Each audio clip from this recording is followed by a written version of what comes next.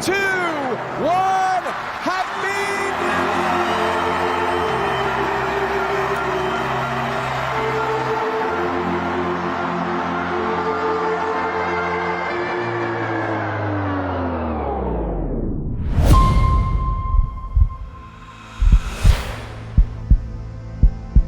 Good news is, I'm a great grandfather. The Gulf of America, which has a beautiful ring that covers a lot of territory. The Gulf of America, what a beautiful name. But the fact checkers have just been too politically biased and have destroyed more trust than they've created, especially in the US. Can you assure the world that you are not going to use military or economic coercion? No.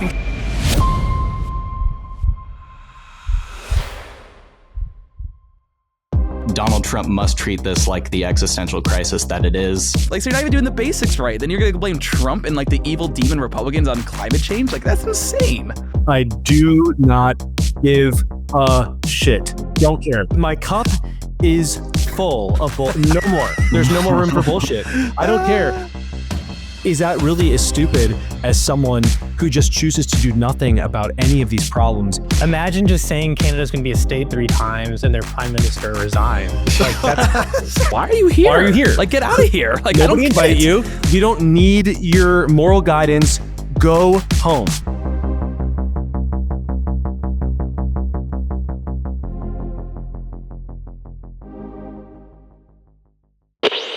And we are back. We are back in 2025. Welcome back to the pod. What is up, guys?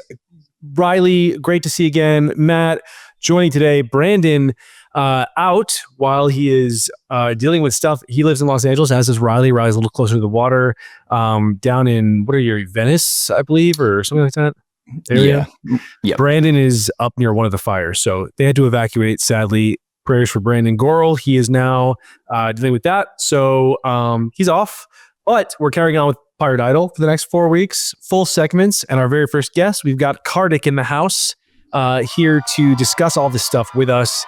I'd ask you all about your holiday, but there's a lot going on in the world. And I think that we need to actually talk about it. Riley, why don't you break down? Let's start with what's going on in Los Angeles. Yeah, let's get into the giant fiery Armageddon that's like a few miles away from me as we speak. So multiple fires have hit the Los Angeles area this week. Anecdotally, it had felt like the conditions for a fire were there all week. It's been super dry, highs in like the 70s, super windy, starting Tuesday especially. And lo and behold, Tuesday morning at around 10:30, the Palisades fire, the largest of these recent fires, was first reported, and it quickly grew to just like an insane, hard to comprehend magnitude. As of this morning, it's burned 17,234 acres. That's according to the Watch Duty app, which I've had to rely on since you can't count on this state for anything. And the images have just been horrific, like entire neighborhoods just like reduced to ash. The Pacific Palisades neighborhood is like a wasteland right now. Beloved restaurants like burned to the ground. The aerial footage has been insane. My brother and a ton of friends have had to evacuate. Brandon, like you mentioned, had to evacuate as a result of one of the other fires currently going on in Los Angeles. And it's just heartbreaking stuff. There have been at least 2 deaths last time I saw, which frankly, thank God it's not worse than that, because it easily could have with just it's definitely the scale. worse than that. Those are the 2 that counted yesterday, but there's definitely more. It's going to get worse. Yeah. And the cause is still undetermined as of this recording, though I saw a stat that something like 95% of wildfires are caused by humans, rather than lightning or any other factor. And insanely, this was just posted last night by Andrew Huberman. Matt flagged this. But there have been reports of like people starting fires in other urban parts of LA just randomly. We're at 302 Pico and people are lighting fires now. You can see they lit a fire. These guys, not all the people there, but some of those guys lit that fire, and they're actually, the trees caught fire and then the palms are catching fire. So, which sort of begs the question if we're dealing with something like much more sinister here, like some kind of like sleeper cell situation or anything. I don't know. But one thing we do know is like that whenever there's any type of natural disaster, politicians will be there to sound the climate change button instantly. Bernie Sanders did exactly that, saying of the fires that broke out in an area under exclusive purview of Democrat politicians, Donald Trump must treat this like the existential crisis that it is.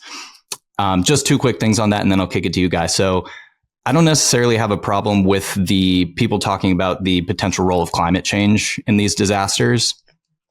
But to exclusively point to that and not say a single word of any of the other potential contributing factors, like about fire hydrants malfunctioning, about Karen Bass cutting the fire department budget by $18 million, is just crazy. And the second thing is, like, does it have to be the very first thing to come out of your mouth? Like, can we wait for the elementary school to stop smoldering before we start talking about like carbon footprint and why we all need to cut back on plastic straw use? It's just insane.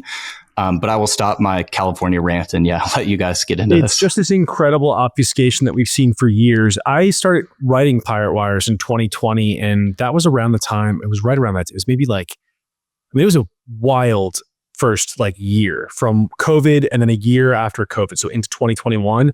And I believe it was in 2021 when the fires got really bad up in San Francisco or north of San Francisco, and the sky turned orange. And it was just, relentless fires back then. But once the sky turned orange, it was this wild, just dystopian feel. It's hard to get back into that headspace, actually. Like things are better now in a lot of ways than they were back in 2021. It was really, really, really dark, a dark period, I think, for America. And I remember being really frustrated because everybody was, as the skies were orange, talking about climate change. That was the narrative. That was, this is pre-Elon Twitter. So that was not only like the narrative, that was the enforced narrative. That's all that you saw everywhere on both media and social media. And I wrote this piece called Global Warming Ate My Homework. And it was about land management. It was about the fact that we've known about this problem for decades. It was about the fact that I'm actually not convinced that climate change is to blame here. California has been wildfire prone since the dawn of California history, pre-recorded history, because when Europeans came over, it was already a thing. You can look at the geological record and there's evidence for fires dating back forever. They are getting worse, actually, I think, because we're preventing them in parts, and we're overdeveloping. And so fuel is building up. You used to have these massive, like state-wide fires. Because that doesn't happen anymore, the fuel builds and builds and builds. And if you don't manage it properly, you get these massive, crazy fires, and they come fast, and a lot of people lose everything, and many people die. And you have to figure that out. You need better irrigation methods. You need better water collection. What is it called? With the reservoirs, you need to fix your reservoir system so you're capturing the rainwater rather than letting it roll out into the ocean. You need to be doing controlled burning. You need to be developing in a smarter way. You do have to be thoughtful about where you're allowing residential zoning and things like this. And these were all things, and also you need better firefighting equipment. It's not like we don't know this is going to happen. I mean, people have been talking about, there were the fires in Los Angeles in the hills handful of years back, and people have been talking about a crisis like this coming for many, many, many, many years. And so if that's the case, if we knew it was coming, if it always is happening, it's not like, oh my God, who could have thought that there was a fire? Then the onus is on you as the people in charge to figure something out and to correct a plan. And as I was watching this all unfold this week, I thought, man, it is just the exact same story. Totally, it's the exact same thing. Only this time, the idea that these people are to blame, our leaders are to blame, has gained much more traction. It is much bigger part of the story now, and to the point where I really don't. It's like an unmistakable part of the story. It is. I would say it's louder than the climate change piece. Totally parallel universe. New York Times. When you look at their coverage, it's not there at all, which is interesting. But I don't know, Kartik. What do you make of how the conversation has changed? Or maybe I'm wrong about that. Yeah, I think the conversation is stuck still, which is the most annoying part. Like, a couple of things I would take away, even to echo some of what Riley said, is, everyone is blaming climate change, but it's so easy to disarm that argument, because even if it was 100% solely the fault of climate change that we have fires, it still wouldn't excuse like the gross mismanagement and inability to solve these fires. Right. It actually makes it even worse, because if you know the problem and the problem's been going on forever, and everybody responsible believes in it, then you should fucking solve it, right? So I think that's kind of the most annoying and damning part about this climate change issue. And then the other thing I've seen is Huberman shared that post of people setting fires, and people talked about how, this echoes kind of this old time. Even you were alluding to when there were fires north of San Francisco. I was here. It was orange. It was also COVID. The photos of me are like wearing a mask during that time. And so it was weird, but like there was a reason for it to be weird then. Now is just a normal January. There's no COVID. There's no riots. You know what I mean?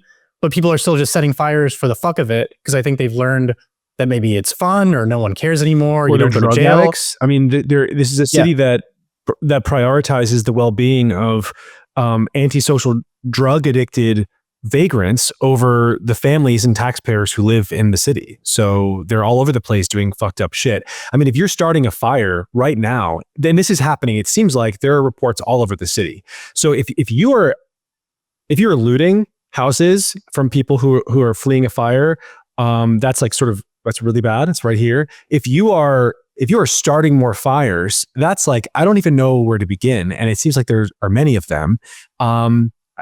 That could be, as I think you alluded to, Riley, is that a foreign actor? It seems really bad. So you want to say that, but what if it's this worst thing, which is just this kind of the degradation of the American soul to the point where there are these just ghouls wandering around inflicting chaos on society, who I would love to know how many of them we were actually paying to live. Like I would bet, I mean, if there was a POLYMARKET for this, it would be like thousands of dollars that out of all of the people lighting fires, at least half of them are getting some kind of government assistance. That's what I think is happening. I really do think it's just drug addicted vagrants who are doing this. It's like they're feeling the energy of the craziness. It's that Charles Manson, Southern California vibe. They just like caught it and are wreaking havoc, and it's really bad, really, really, really dark.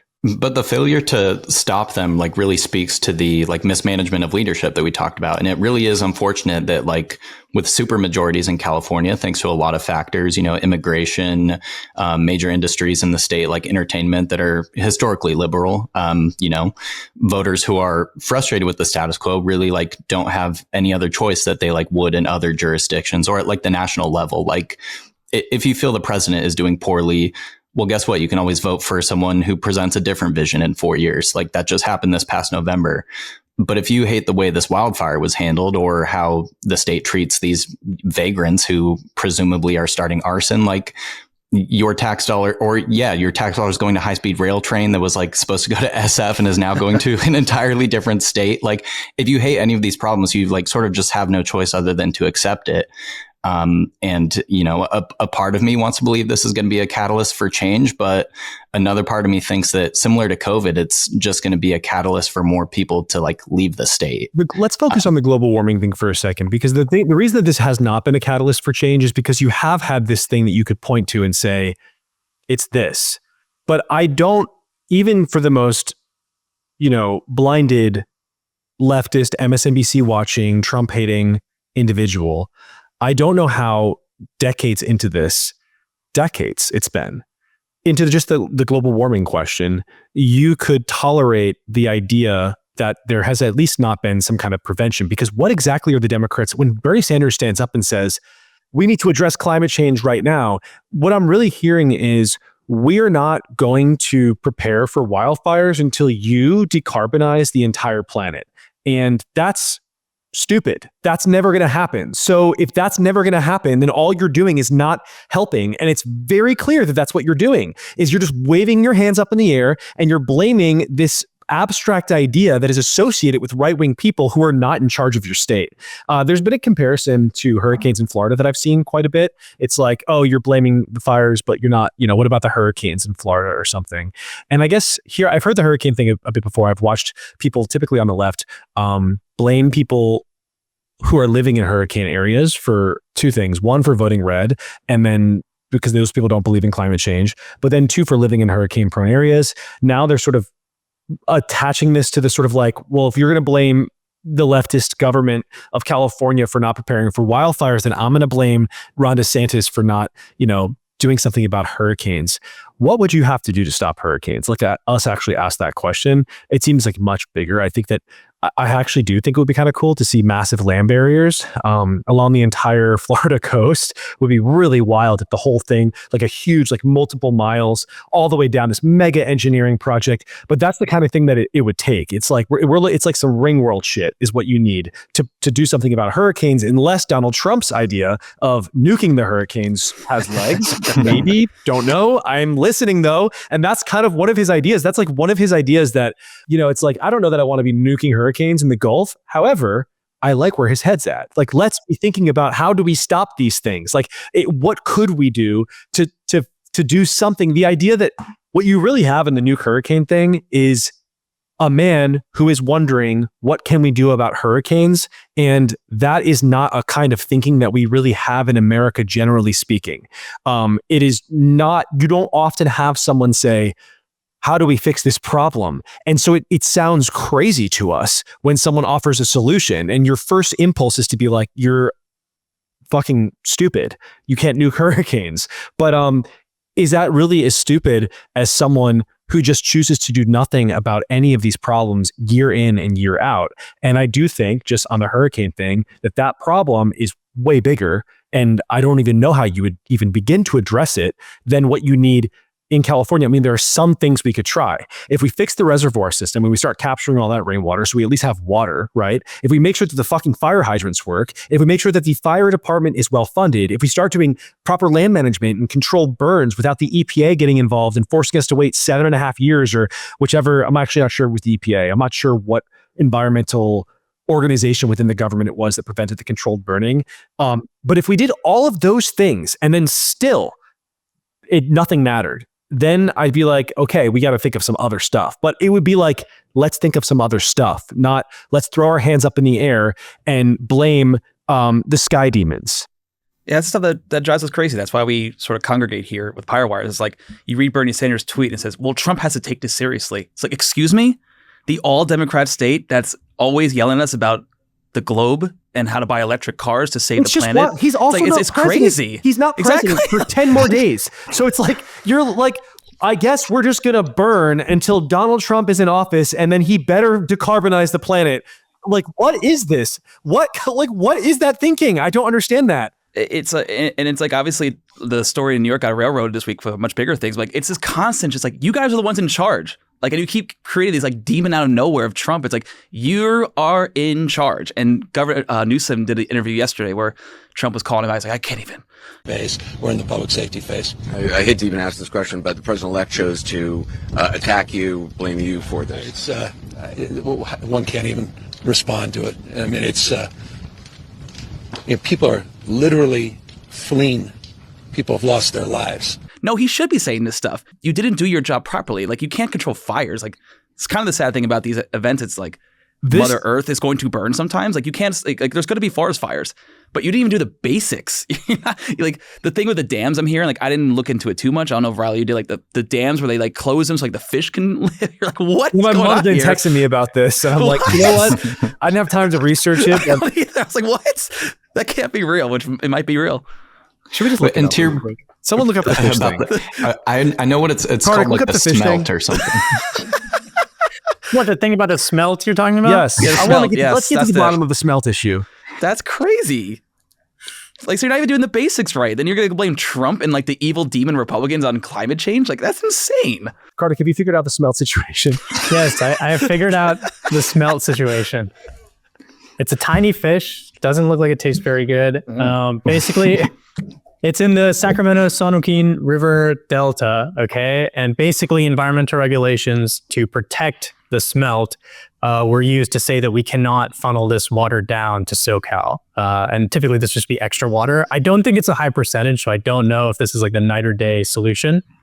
But there is a video of Newsom basically trumpeting this with some Native American tribe that's around there. I don't ever want to hear about a Native American tribe. I do not give a shit. We're all better now. All better. It sounds like it was for a photo op.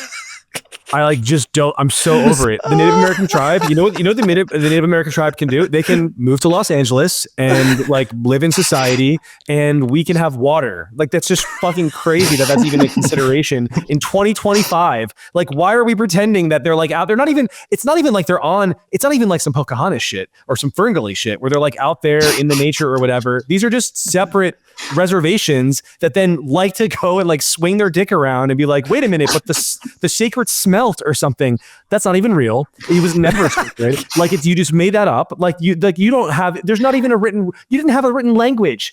Who is recording the sacred texts of the smelt fairy or whatever? Nobody did that. So it's like you just ad hoc, basically 1970s came around and you like watched a bunch of hippie movies and invented an entire history of Native American history. And then it's like, and now I can't have water in Los Angeles. That's fucking crazy. I'm not doing that anymore. Not in the mid-20s. And then find the guilty white man to fix all your problems.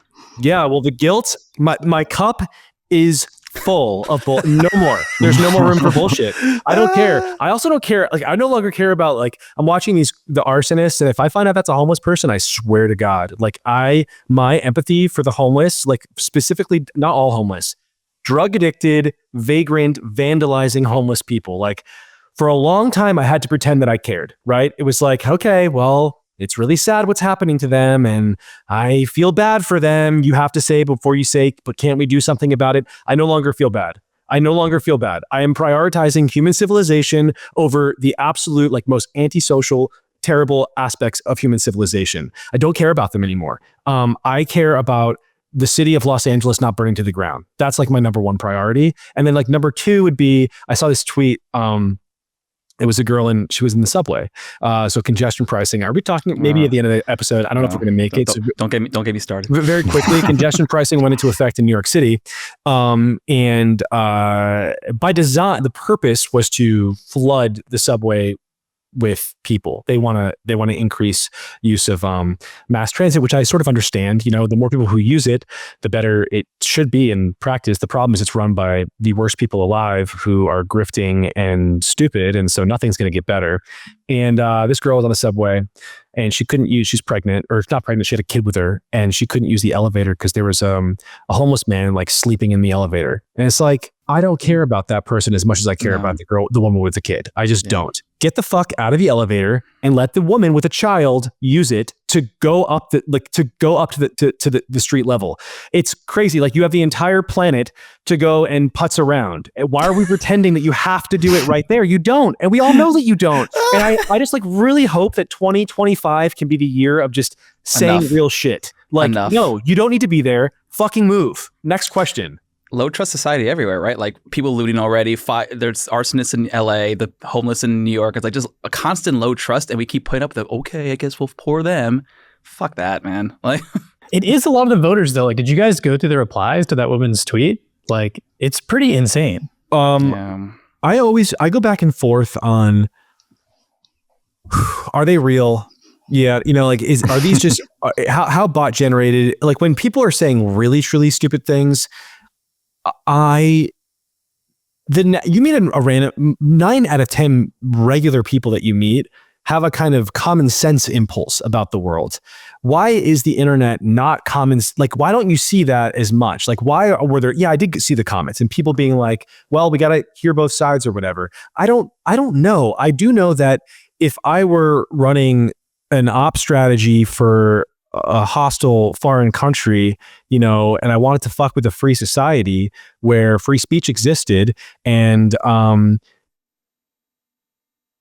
there was this easy low-hanging fruit of, well, let's just sow social tension and animosity and hatred, and you could do that online, because I certainly get angry at an imaginary person who I don't even know is real. When I see 10 comments saying something really antisocial and bad, I'm like, man, these people are bad. Who are they? Who are these people? Are those leftists? Like, I don't know. I don't know many liberals who think that who are happy that the homeless guy has an elevator to sleep in while a woman with a child is trying to get up. I have not met many. I'm sure there are some. I think it's a fair point, because I know a lot of lefty people. I haven't seen them say all that stuff. Like, they're definitely, I'll see them say the climate change bullshit, but like the homeless thing, I haven't seen them say anything. So it is an interesting case study. Like, it might be that, like, fake generated. I mean, stuff. Jeet here, my friend. So these people do exist. Oh, this tweet. Jeet here. This guy. Oh my god. So Jeet here says, let's pull up the source material. So here's Jeet here. What does he do? Oh, he writes for The Nation. So this is one of these people, by the way, who used to feel like one of the people, one of the voices. Back when I was one of the little people, unchecked. These were like one of the blue check gods who would like lord over us with their correct opinions. Always hated his guts. And here he is with another bad opinion. He quotes the Getty building, which is burning to the ground right now, along with the homes of like countless people in Los Angeles, like who are in the middle of a terrible tragedy. And he says, this is his contribution to the discourse. Remember when people got upset that a tiny number of climate activists were doing minor, easily repairable damage to a handful of paintings? Will those people now acknowledge that climate change is itself a far bigger threat to the cultural inheritance of humanity? So where do I begin with this incredible time? Here's where I'm going to begin. I'm going to begin with something fucking ad hominem. That's where I'm going. I'm mad. I'm going nasty. I want you to take a look at Jeet here. Seriously, Google image this motherfucker really quick. And I don't like to throw fat jokes around a lot or fat comments, but I think it is relevant in this case because I want you to look at it. Take a look at a picture of this fat ass and ask yourself a question. What is his carbon footprint? What is it, Jeet? What is it? I can guarantee you that your carbon footprint is at least thrice mine. How much does it cost to fly your fat ass across the country? Okay, a lot. Many gallons. A lot. Yes. How many birds have you killed? God damn. I'm mad. I am mad because that's some bullshit. Oh, if only a few more unwashed, dirty British hippies had tried to destroy the Mona Lisa, then maybe a bunch of homes in Los Angeles wouldn't have burned to the ground. Are you retarded? It's crazy. It is like crazy that is the level. I mean, it's not really the level of discourse anymore. Like that's where it was for years. We're beyond that now, gratefully. Like now, that one had a lot of love. I mean, a lot of people actually like that one, but we can at least trash it. And, it's no longer this sacred opinion that is protected behind the bulletproof digital walls of, I don't want to throw Jack Dorsey under the bus, but certainly he has some crazy people working there. Your own liberal government didn't do anything. That's where the crazy pills come in. You're like, why? Like Trump was, listen, you don't have to like Trump, but he's been saying for like 2 years at least, hey, even longer than that, maybe this could happen soon, this fire. Like he's been saying it. It's cleaned out and protected. Got to take care of the floors, the floors of the forests, very important. You look at other countries where they do it differently, and it's a whole different story. I was with the president of Finland, and he said, we have a much different, we're a forest nation. He called it a forest nation. And they spend a lot of time on raking and cleaning and doing things, and they don't have any problem. And when it is, it's a very small problem. Dude, also, how does he know more than the climate change people? We're all about scapegoating the wrong things. That's what it is. It's like he wants to scapegoat this invisible bogeyman, which maybe there's some truth to it. I don't really think there is. I think California is a place where wildfires happen, and we're building now in wildfire prone areas, and probably we should have a plan for that. And it wouldn't really fucking matter if the global temperature was a little bit cooler, we would still have this problem. But let's table it. That's one of them. Another one now that I'm seeing is the insurance thing. So a bunch of people were dropped. Tons of people were dropped in California from their wildfire insurance. And obviously it's going super viral, including among the MAGA. There's a lot of overlap between the left and the MAGA, like hard MAGA right on these kinds of issues, these like populist issues, and they're furious. It's like Luigi Mangione, not even just adjacent. I mean, his picture is back in the news cycle because it's like he is the patron saint of murdering people that you don't like in the field of insurance. And I will admit that when I saw that headline, I thought, that's fucked up. Like what is, and just a little while ago, like that's interesting. Like tinfoil hat starts to come on. I'm like, what is going on here? Well, it turns out there was a law in California that was passed that said the insurers could not create quotes based on how bad things were getting. Like they had a model off of the world 10, 15, 20 years ago. And so the risk was out of whack. It was like they were taking on too much risk and they could no longer afford it.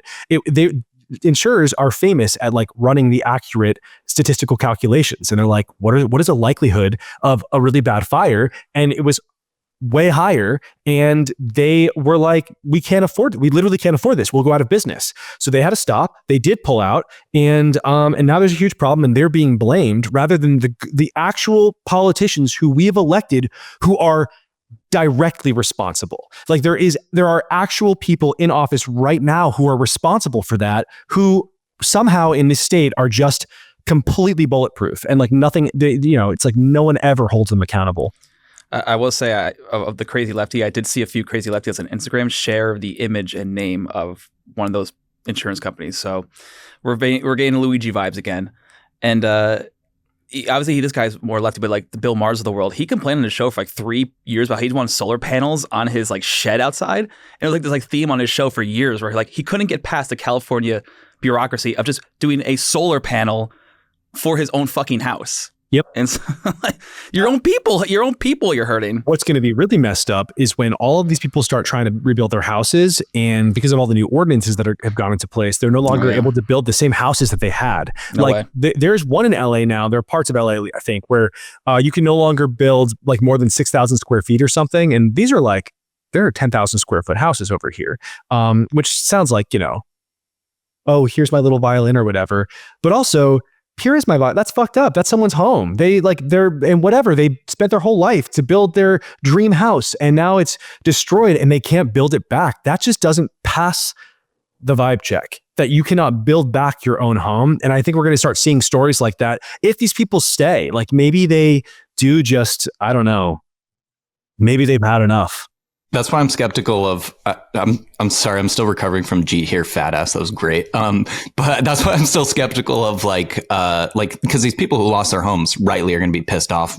Chances are they would make their feelings felt at the ballot box, but are they really going to like stay in California and deal with that insurance mess again and try to figure out a way to get coverage, or are they just going to go, hey, Arizona or Texas sounds great, and just leave the state? So that's why I'm skeptical. Like as terrible as this has been handled, I wonder if the people who are responsible are gonna actually lose their jobs for it.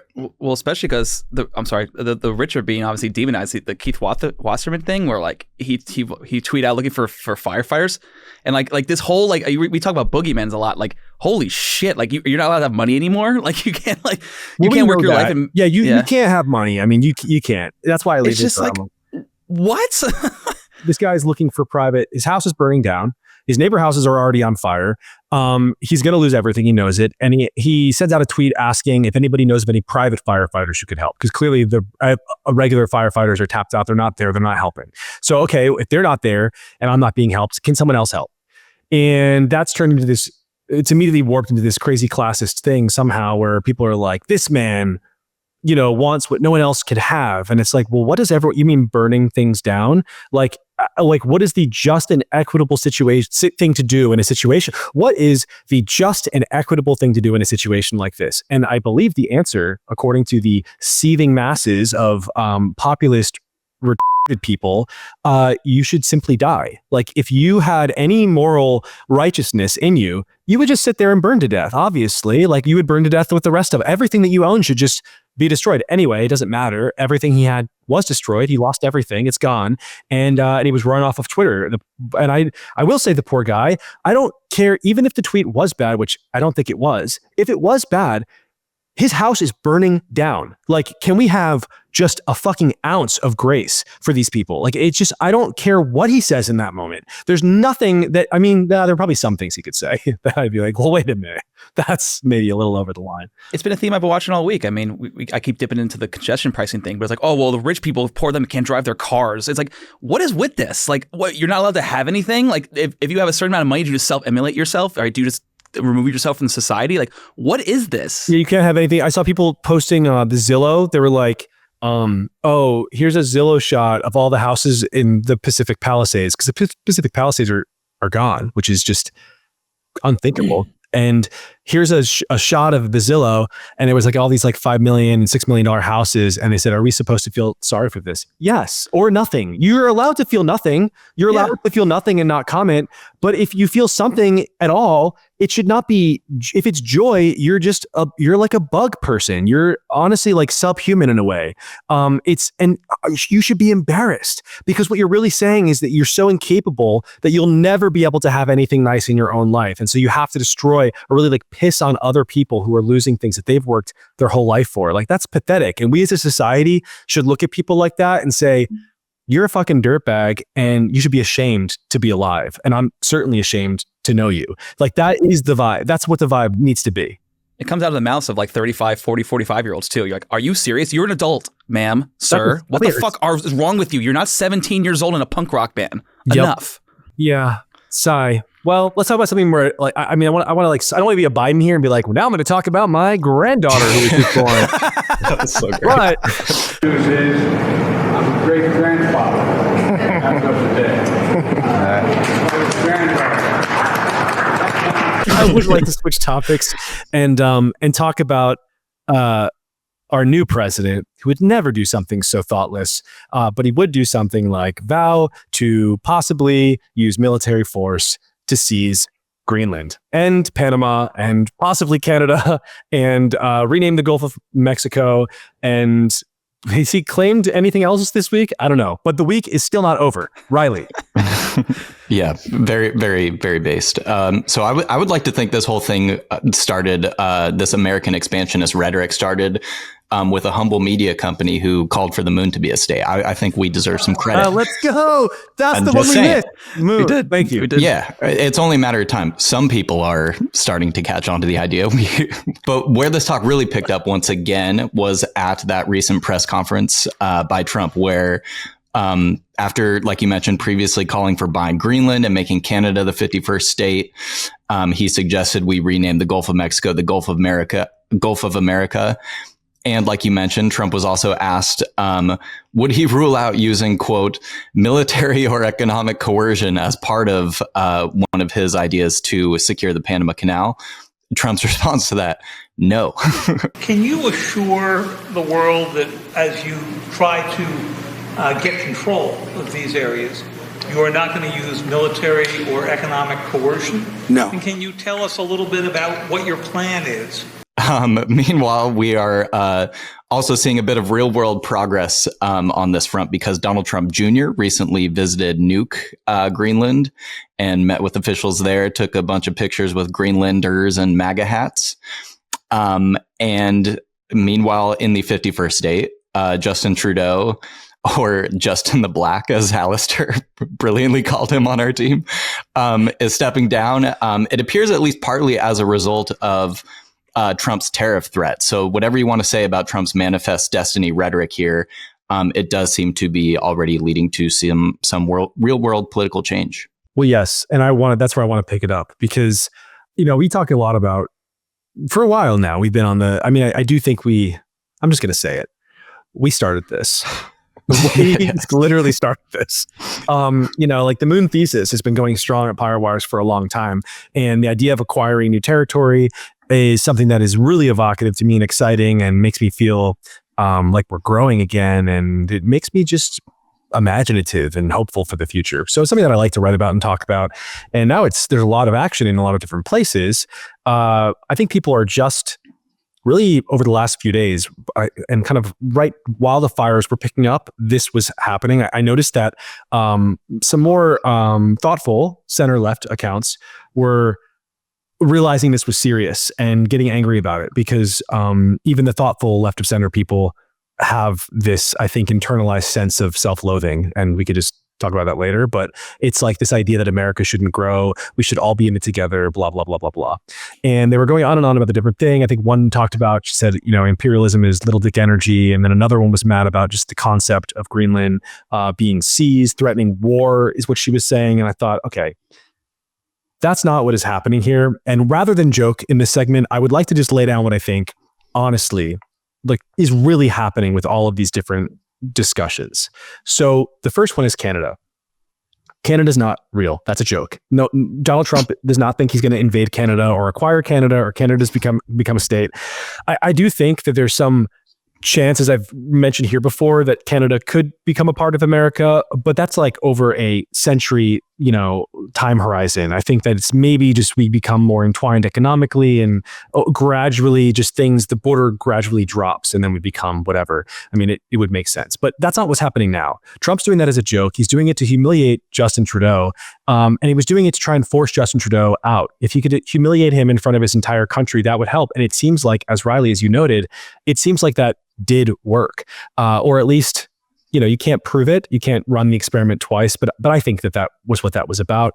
It was really a gift to the Apple eating guy. I can't pronounce his last name because I don't speak French. Paul Vier, whatever that guy is.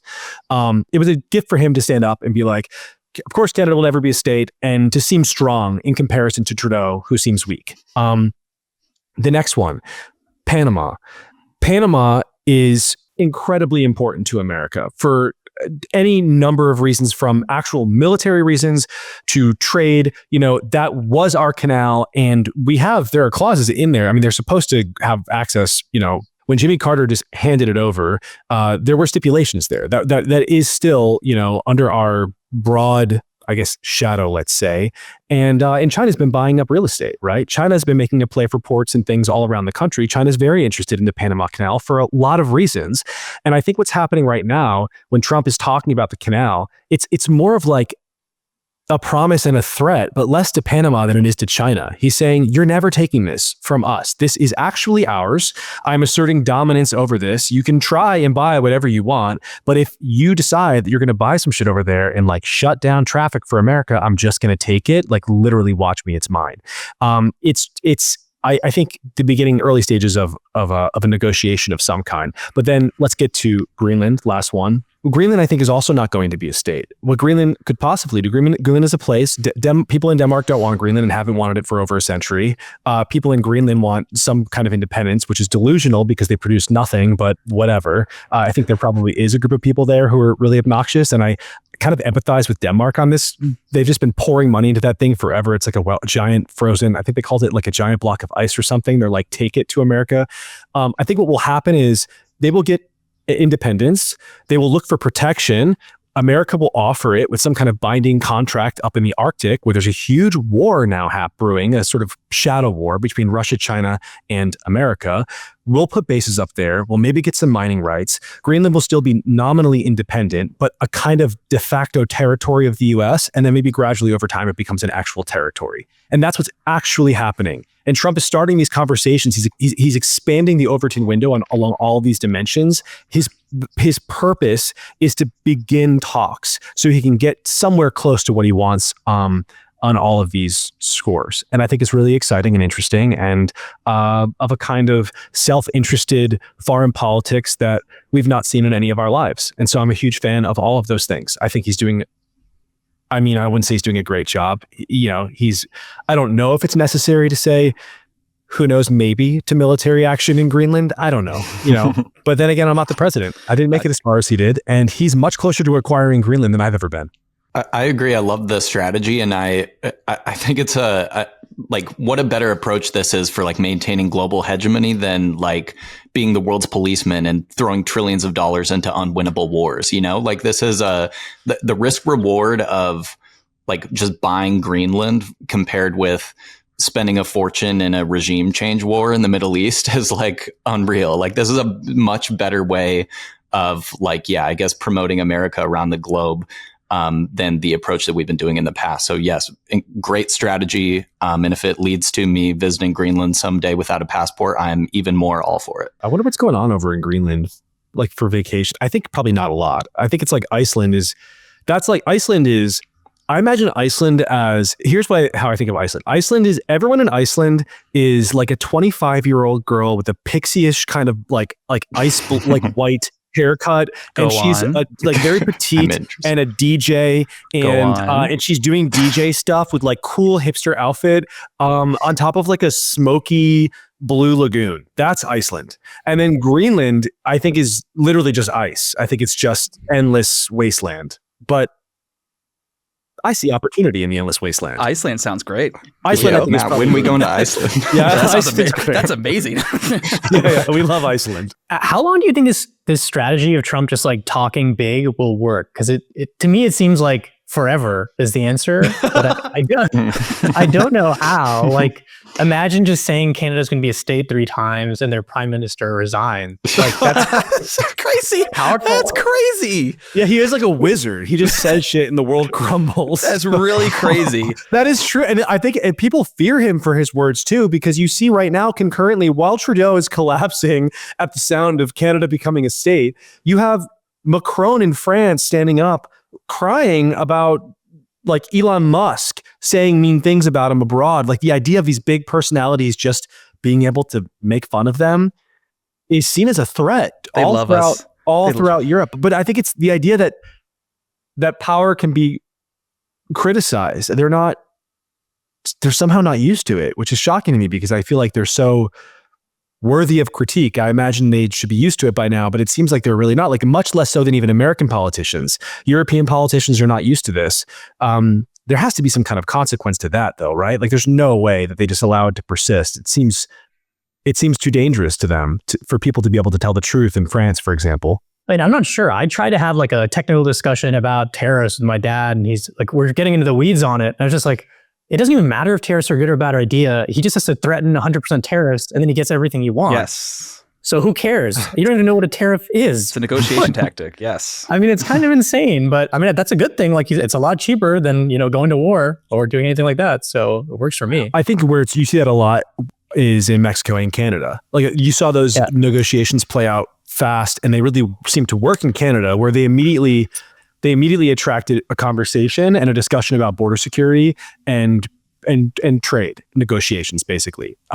They work less well in the context of Mexico, which is run by a socialist woman now, who I think just doesn't seem to understand maybe she does understand how weak her hand is, but she's also in a country run by the cartel or a series of cartels. So it's like her hands are kind of tied, and I don't know, but I think the negotiations are going to stall out there, and we're going to have problems in Mexico, but I think things are going to go really well between us and Canada. And I think we'll be on the path to reintegrating, like to lowering that border, and I would love to see greater work opportunities for Canadians in America. They're already like they're effectively a part of our country. Like I think we should integrate more, but that's just me.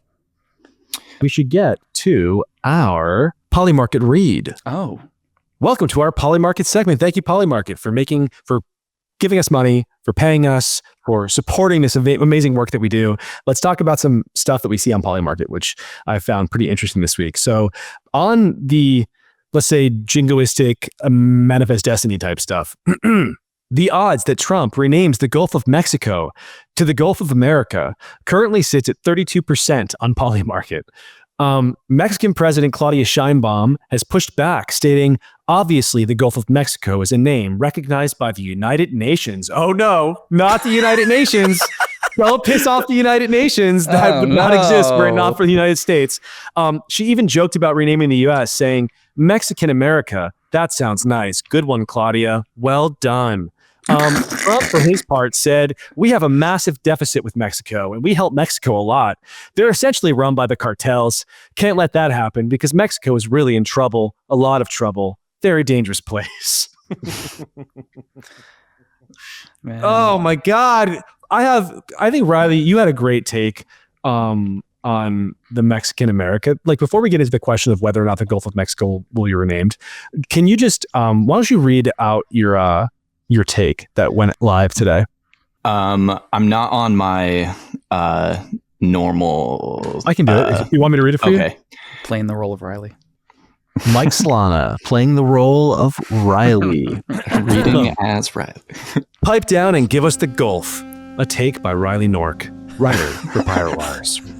Mexican President Sheinbaum, parenthetical aside, on a break from beta testing her new illegal immigrant helper app, we presume, showed off an old map while speaking with journalists at a press conference depicting current U.S. territory under the occupation of Mexico. Mexican America, that sounds nice, the president reportedly said while musing over her pre-Alamo map. Her comments come on the heels of Trump's recent statements on the topic of American expansionism, including buying Greenland, resecuring Panama or the Panama Canal, and renaming the Gulf of Mexico the Gulf of America. But Scheinbaum's clapbacks just aren't landing, and I think I know why. The imperialism jokes are only funny because America's a superpower. If we wanted to take Mexico, we don't. Nobody does. We actually could. And telling the truth is taboo. It wouldn't work if we were building apps to help our citizens escape, for example. Or if our chief export was fentanyl. Try again. And I think that's fair. It's like, girl, first of all, who asked? Like, you didn't have to say, you could have just said nothing. Second of all, if you're going to try and be funny, it better land. It really better land, because you're in the arena with, Donald Trump is the guy. He is the apex predator of trolling, clownish monsters, honestly. Like, he is the demon that sleeps under your bed. And if you're going to come, you just have to come correct. And Claudia did not come correct. Do not come. Do not come. I'm going to come.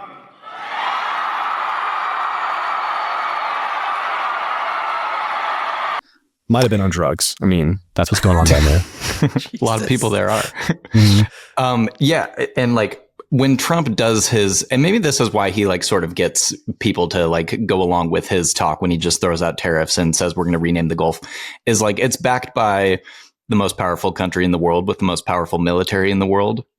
And when Claudia does it, it's like, what is this backed by? Like freaking like 5 cartels and like the most like decrepit, like corrupt nation. And like, so it works for us because we can talk the talk, but back it up. And like Claudia can't. And it just comes across as very cringe. I think there's something, let's just talk about humor for a second. I think there's something in humor where it has to be a little subversive.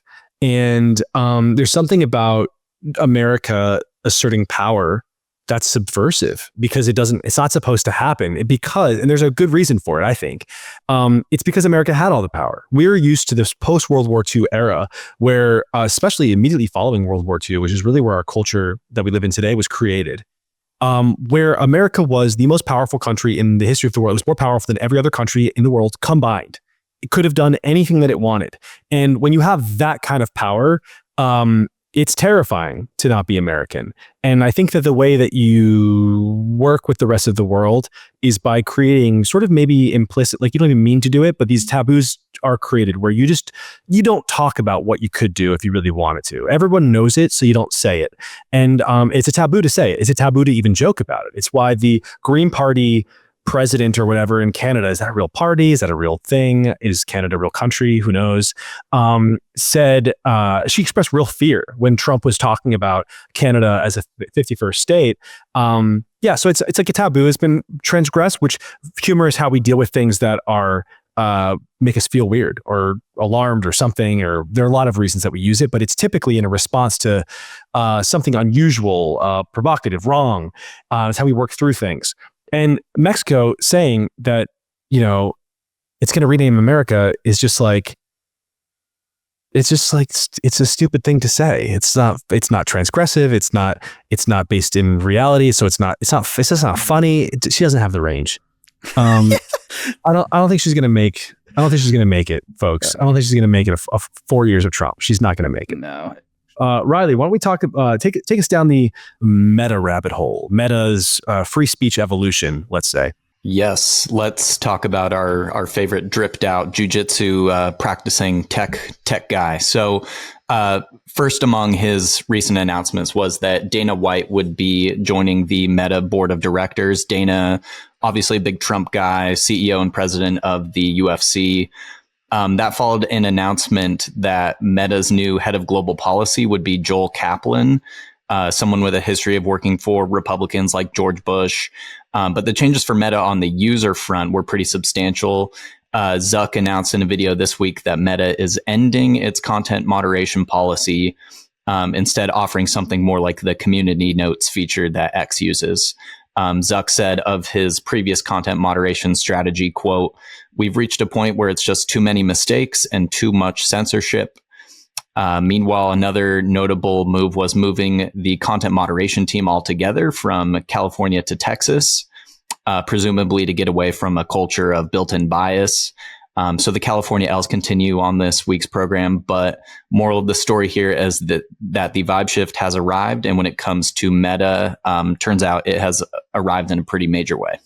Yeah, I mean, either, weightlifting really does make you more right-wing, like a lot of people are saying, or Mark is, I kind of called him a shapeshifter too, but I like this shape, so I don't really mind. I think he's just correctly calling, the next 12 years in the White House are probably going to be red. So maybe he's just calling that correctly. Also, this is just a better decision. Like, I don't know how much the censorship has affected you.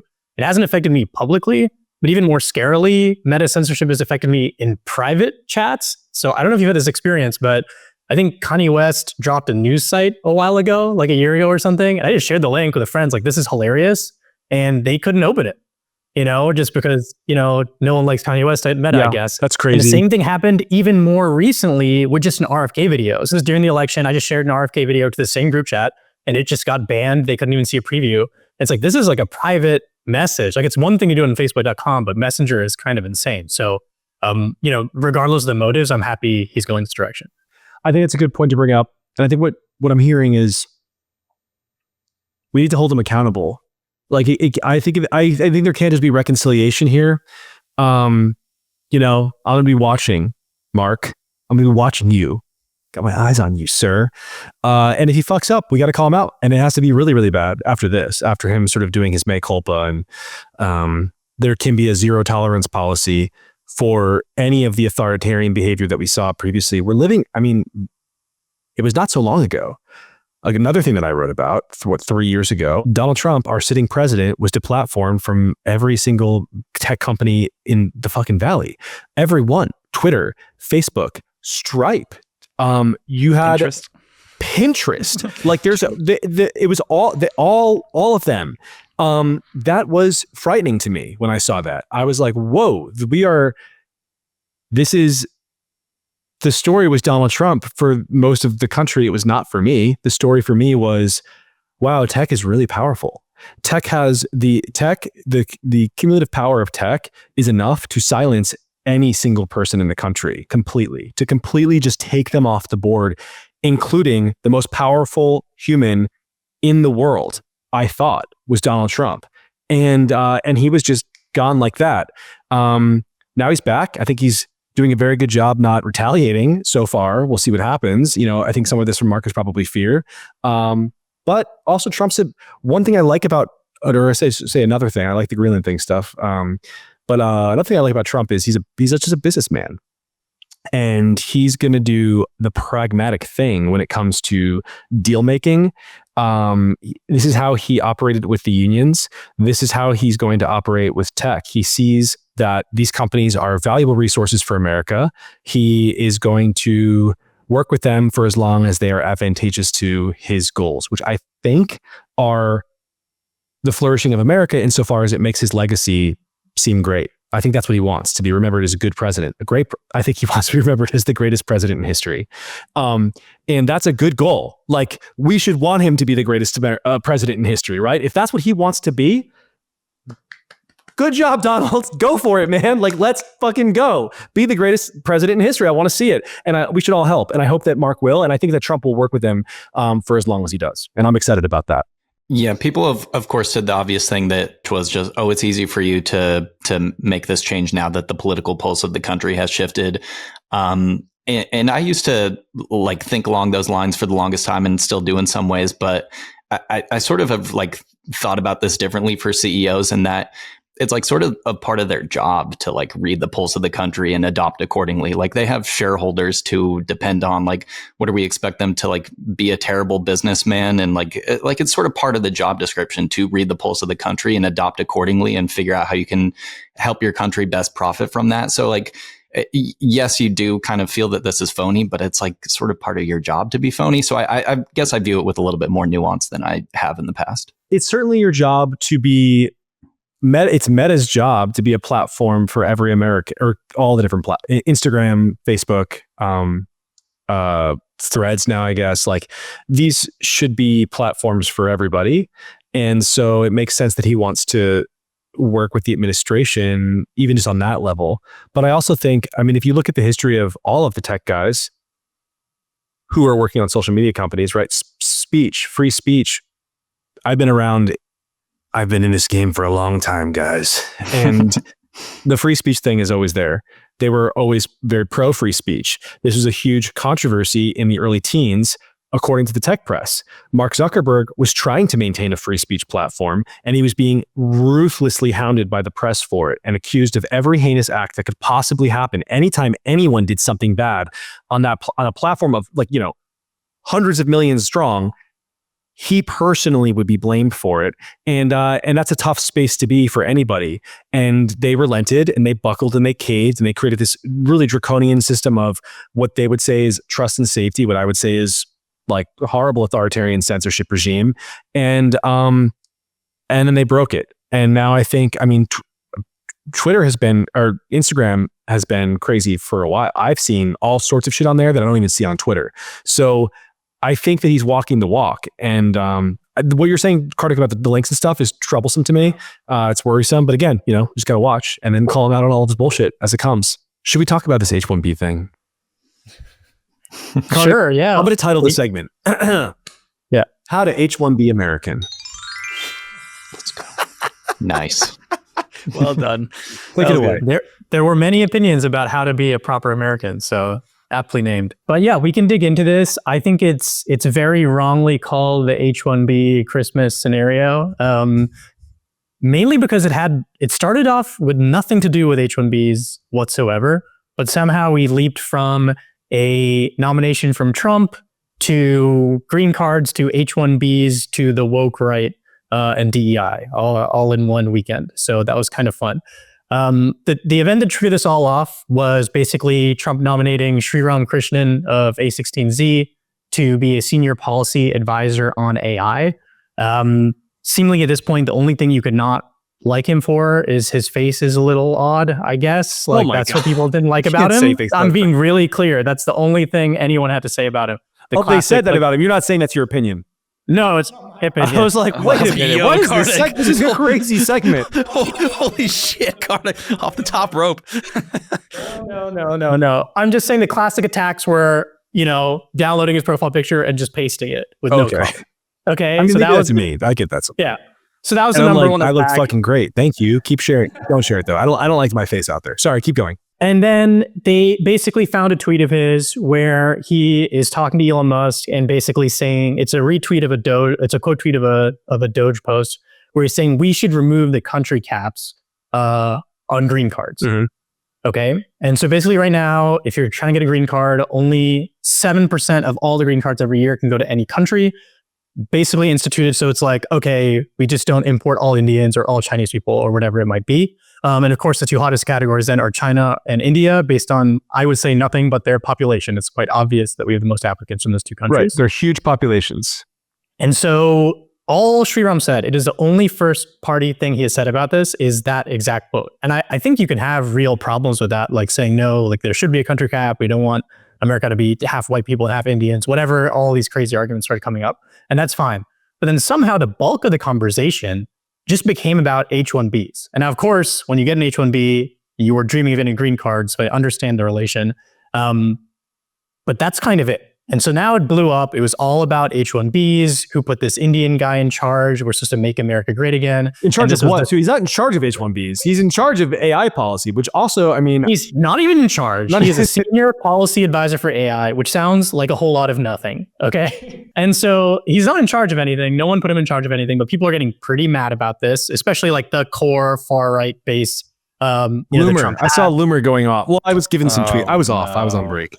Yeah, Loomer's going off. And basically now the discussion is just pivoted to H-1Bs. And so this is where we are.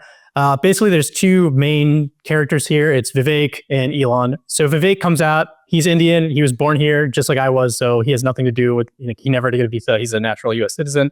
And he basically went on this tirade, which is pretty stupid. Like, I have to agree with people criticizing him, where he was saying, like, look, this has nothing to do with American IQ. Obviously, that's the stupid take. This is all about how Americans are just obsessed with like kind of being lazy and sloth recently.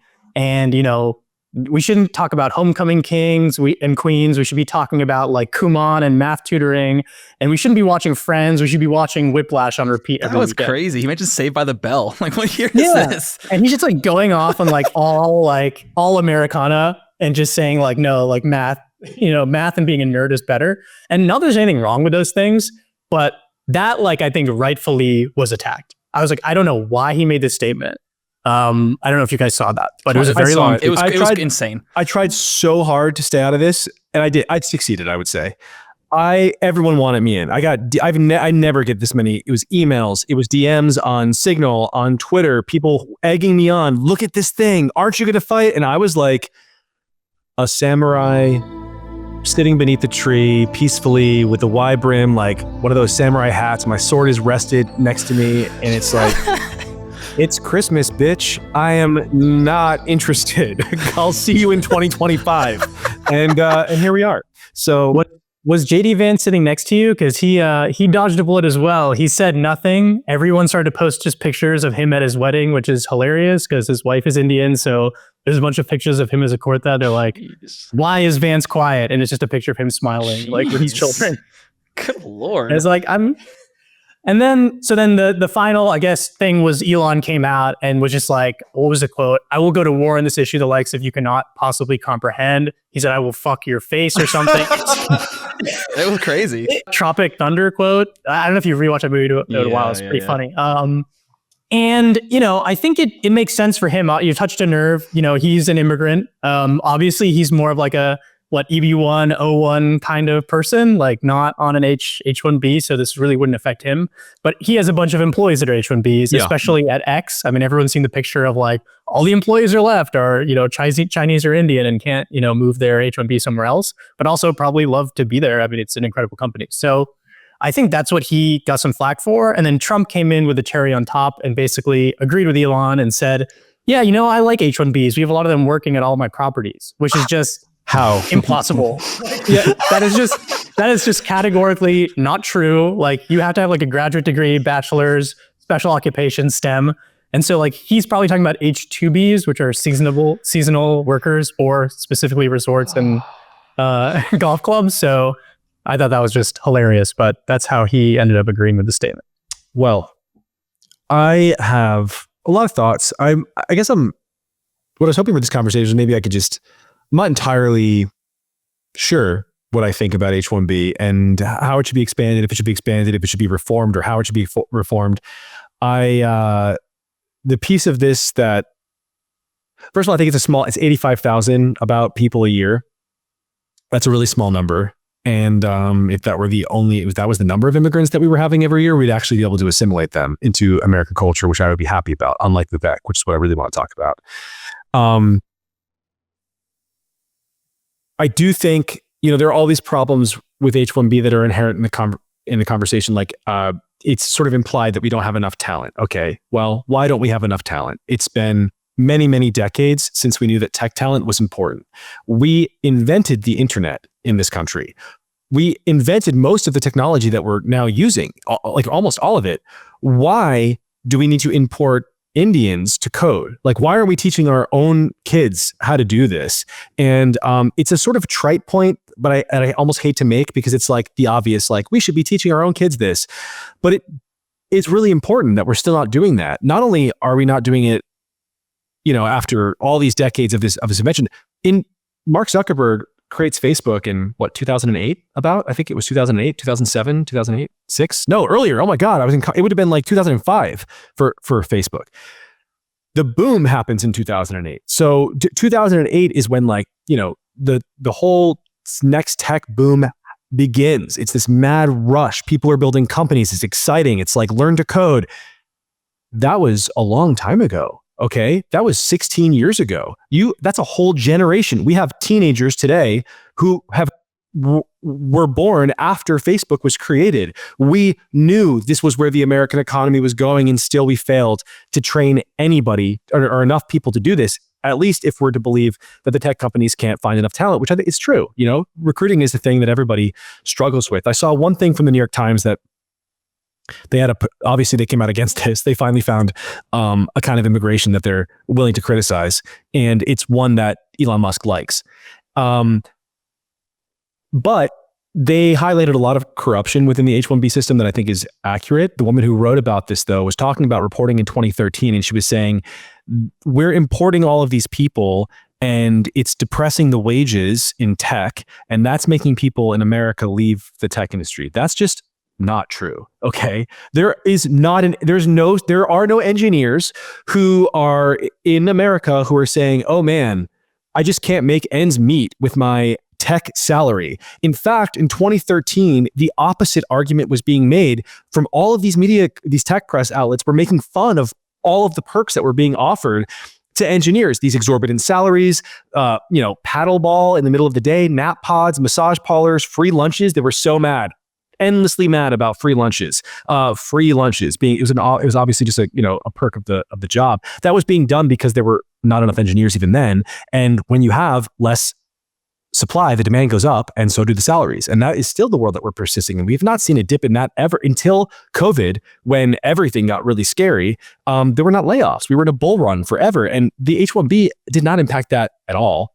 But the idea of, I've seen concurrently people talking about, well, there are 1.2 million Indians on a wait list to come in who are highly qualified. If we're to believe it's like a strict meritocracy, we just let everybody in. I think that we have to have some real conversations about what culture is and what will happen to a culture. San Francisco population is 800,000. You can't tell me that you let in 1 million people from another country that is very different and that our country is not going to change at all.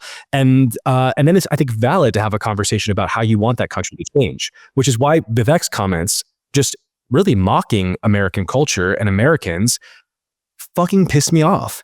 I was like, I saw another one that Lulu posted, and she was right to criticize it, where it was an immigrant talking about how he didn't have a trust fund and he'd have all this privilege.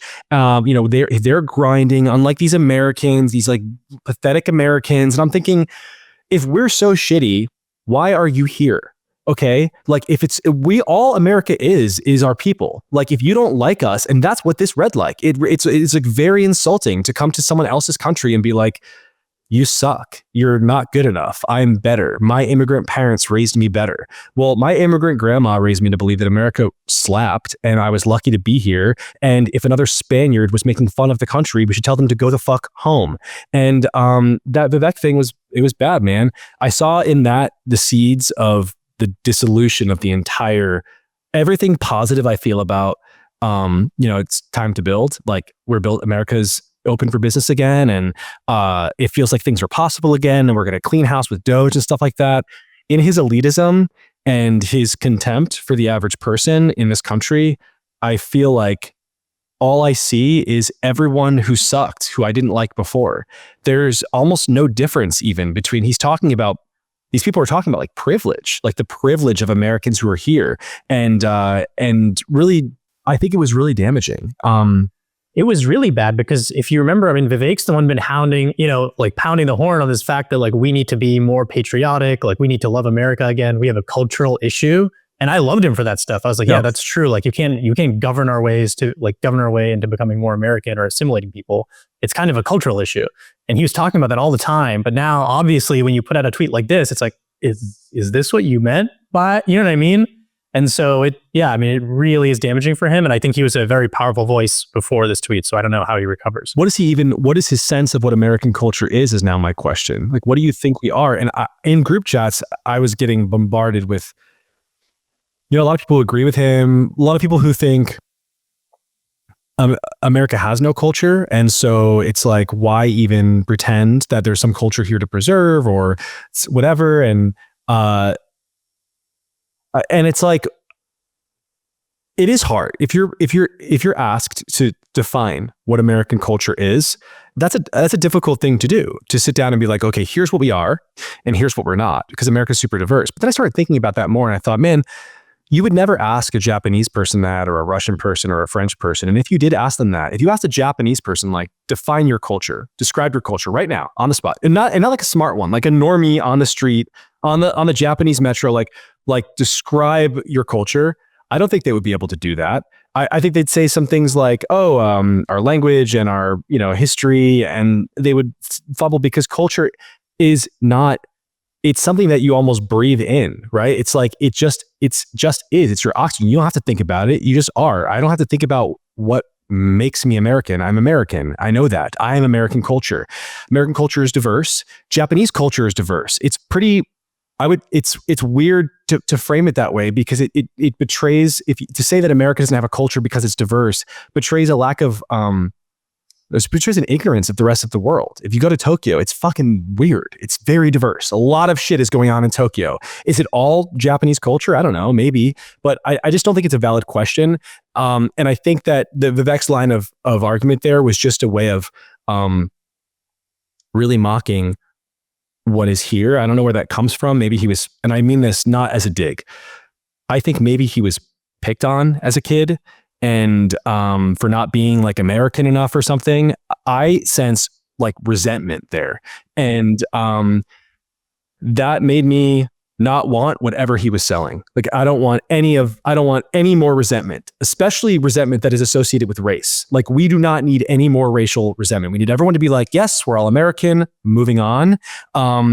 He did if his goal was to make me feel better about immigrants, he achieved the opposite. And I'm more open, naturally, I think, to his argument. So I understand why that was so triggering to everybody else on the far right. They feel like they've been left behind. They're making arguments like, why is my son not being trained to work at Facebook, but we're hiring someone from India who is? That's weird to them. It's like they think about it in just those simple terms. And Vivek's job as a politician representing the government now is to have a good answer for that. For that question, which is a valid question, even though there are good answers to why. It's a perfectly understandable question, and he should be able to answer it. Yeah, I mean, there was like a crumb there. Like, there was something interesting, but he just totally just avoided doing that instead. I mean, like you said about education, like maybe it is that, okay, yeah, there are more nerds that are Asian, and that's why they're more suited to being engineers, or maybe you just have a more personal interest in engineering. We can do that here too, without not watching TV, you know what I mean? Like these things are not at odds. Like, there are plenty of American nerds as well, of all colors. So there's something there that he could have said that would have been like very uplifting, but he did not do that. Yeah, you always bring your own stuff to these conversations, and I can't help but bring my own background to this. And I think about like the privilege comments that I read, and the idea that trust fund was one of them too that was thrown around. And it's like, what is your sense of what an American? That's not my background. I went to public school like most of us.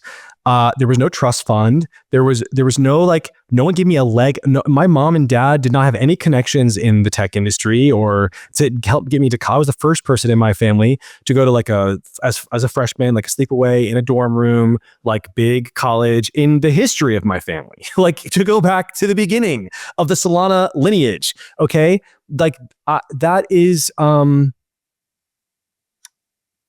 it's just obnoxious and ignorant. And I think that your first duty, like, I would never immigrate to a different country and then be like, you're fucking lucky to have me. I would be coming with a different energy than that. That's just like bad. You're a bad guest. That's just not, it's like basic social, like you want to go in and do as the Romans do. If you're, what is it? I think that's a quote. That's probably a quote. If you Google that, I'm sure that's a quote of some kind. Well, haven't we talked about before? That's the John Oliver effect. The other Noah. What's the other? Trevor Noah. Yeah, Trevor Noah. Like all the British people that I want deported. It's the same shit. Like they come here just like shit on us the whole time. It's like, why are you here? Why are you here? Like, get out of here. Like, nobody invited you. I don't want you here. Nobody invited you. Nobody asked. Nobody thinks you're funny. You're not funny. Like, you don't need your moral guidance. Go home. Go back to London and fucking stay there. And you're all obsessed with us. We talked about earlier with like Elon and Trump. You're obsessed with us. Like, I don't get it. Like, you all want to be here, but you all hate us. I get it. Yeah. How do you not get it? I'd be obsessed with us. We're fucking awesome. I get it. Well, I'm obsessed with us too. I love it here. But like, you can just say that. Like, you'd be like, yeah, America's awesome. And I'm saying these things because I have a little voice in my head that says I'm not ever going to be American enough. And for John Oliver, listen, that's true. But it doesn't mean that we're going to kick you out. Like, you could just stay here and like hang out. Like, be fucking cool if that is possible. I don't think it's possible. Well, I did see you did trigger the one thing. I did see a few people with ChatGPT and our Grok imaging of like Vivek getting bullied in high school. I think there's a lot of really? that. Yeah, I saw. So I was really not like I was truly not online. I deleted the app. Good Was for it you. hard to log back on? I get Twitter has got a lot of bugs, my friend. That's what Elon needs to be focused on, is how degraded that platform is. I literally could not get, like, after break, I didn't have mobile on my phone for almost a week, sitting there trying to log in and getting error messages. Anyway, I was truly clocked out. And so I got a handful of these things. And after the fact, I pieced it together.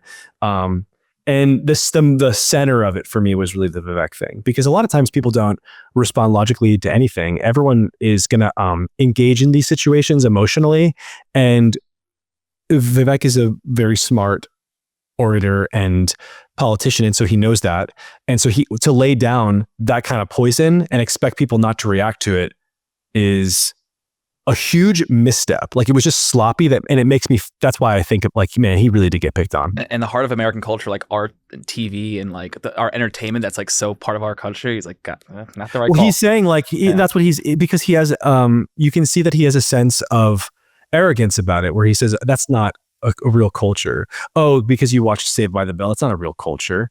And it's like, it is. First of all that, and then second of all, I think that no one would ever, like, that's not how it happens. It's like we have a million things going on, and that's like one of our common touch points, and pop music and our language and our history and our holidays, common experiences and holidays and whatever. I mean, we could go on and on. Fashion, like dietary choices, whatever. It's like a long fucking list, and you just pick something that a lot of people like to make fun of it, and frame yourself as better because you're smart and you're a nerd. And it's like, okay, well, I knew a lot of nerds who also like Saved by the Bell, and I don't know, they're not like talking about it a lot on Twitter. It's just fucking goofy. Stop. That's another thing. Like, don't be goofy. You have you cannot be a crybaby. Okay, you are now in power, and this is maybe my message for all of these people. Like,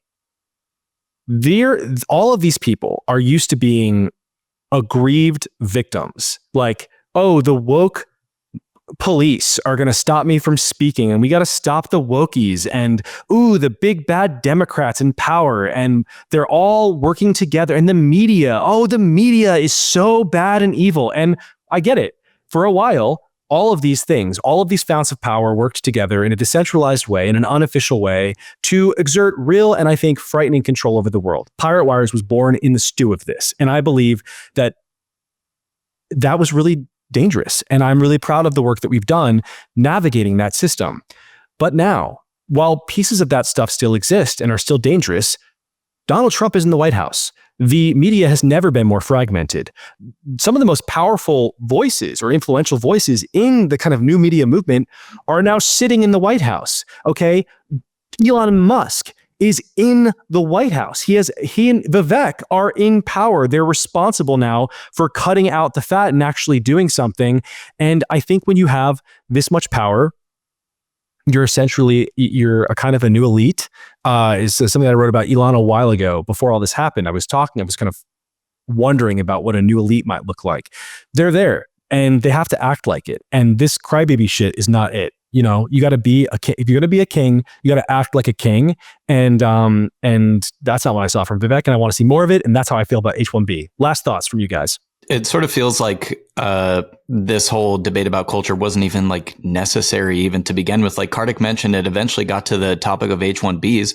On that topic, there seemed to be like a lot of like general agreement between the MAGA right and the tech right. It ended up being like, okay, this is maybe a broken system that needs a little bit of reform. It's like, could we have not have just gotten to that point without all of the your culture sucks, you suck, fuck you in the face? Like, we didn't need all of that. Like, stick to what we agree on. I needed that. Because it is funny. But there are also like forces in the media that like want desperately for those two factions to be like so pissed off at each other, and for Elon and Trump to be so pissed off at each other. And it's like when you engage in a week-long Christmas feud over Twitter, you're not helping that cause at all. So let's just focus on the things that we have in common here. Guys, log off. It's Christmas. Log off, man. it's Like, Christmas. go home. Like follow Solana's lead. Let's log off. Go home. Samurai wrestling. Jesus Christ, guys. Like, oh my God. I mean, I was forced to delete the app. Like, I don't know if you guys saw this. Sounds like some of you didn't. Like, I mean, the level of racism against Indians was fucking out of control. And so I can give like, they're like, oh, you can just go to Amazon.in and buy like cow dung for your puja or whatever. It's like, dude, they're doing that in India, not here, man. Like, who gives a fuck? And so like things were just getting like out of control crazy. And I just had to delete the app. I mean, I was almost thankful because I was like, okay, I can just go enjoy my Christmas instead of looking at all this bullshit. The racism gets bad. It's like, it's right wing hell though. And I think also everyone sees, you know, I don't want to get into all the things that I see, but there's a lot of really bad stuff online. When I logged back on, I saw some stuff that hit me in a way that I didn't like. And I think it's going to get louder and louder as the years go on. We're in a world of no moderation, and I'm not even sure how much of it is real and how much of it is amplified by like foreign bots. I think a lot of it's real. I think the racism is real. But I guess I just struggle now with, I just know that it's going to get worse. Like the internet is becoming more toxic, not less. And so it's like, how are we have to get better at self-regulating and not letting this stuff change us. Cause I think that that's why it exists. Actually, I think it's like, you saw this, I mentioned Charles Manson earlier in the cast. That is what they wanted to do. Like that was the whole goal, was to start a race war. It was how do we provoke a race war and drive America apart? America is a multiracial society, and so to provoke racism is the thing. It seems like the real Death Star weakness in us is if everyone abandoned collective identity and adhered very strongly to racial identity. We couldn't function anymore. So I think we have to do everything we can to resist that stuff. I wish I had a thought as to how. I don't know how. I do not know how. I think it's going to get worse. Damn, we need something positive to end on. Yeah, oh man, come on. Does anyone have a positive? Fires, racism. Oh God, race wars are coming. I don't think race wars are coming. I guess. Okay, I'll take I'm inspired by our sitting president. We discussed all the shitty things in our country, but I'm happy to announce that I am expecting a daughter. Let's go! Hey, come on. There we go. That's well done, my friend. Well done. Improving the birth rate. We love to see it. Yes. Yeah, I'm trying. All right. And on that note, great touch note. grass. Have a great weekend. It's been swell. Welcome back to the new year. Rate, subscribe, review. Tell your friends to watch this. Let's get these numbers up, gentlemen. You all need to be forwarding this thing to your friends, telling them to play it, telling them to watch it. Pirate Idol is going to persist like this. A new guest next week. You'll see who it is when you log on. See you on the internet. Bye.